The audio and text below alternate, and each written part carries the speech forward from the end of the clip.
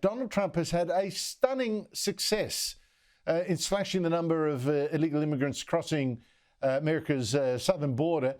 He's just paraded and had shaved and had sent to El Salvador more than 200 alleged members of Venezuelan crime gang.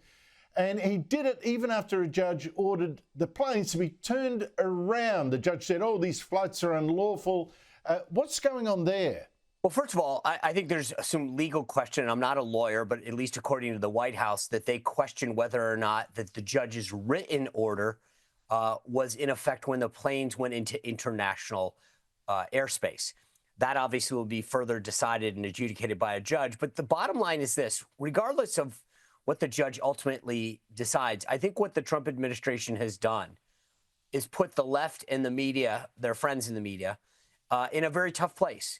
Are you going to argue for MS-13 and Tren de Aragua gang members, killers, rapists, murderers, to come back to the United States to go free? Is that where you want to stand? And he's forcing those folks to basically argue in support of these known gang members, these criminals, these people who have perpetrated crimes on Americans.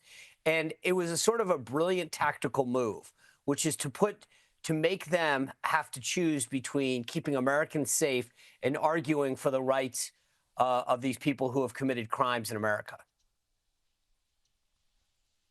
So do you think the Trump administration deliberately flouted the judge's verbal order? It wasn't in the written order, turn the planes back. He just said it verbally in court.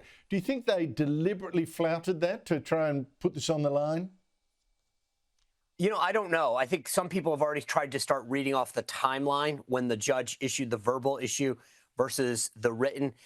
And as I stated a moment ago, Andrew, I'm not a lawyer, so I don't know what is the legal effect of a verbal warning from the bench versus the written declaration. I don't know what the precedent is from that.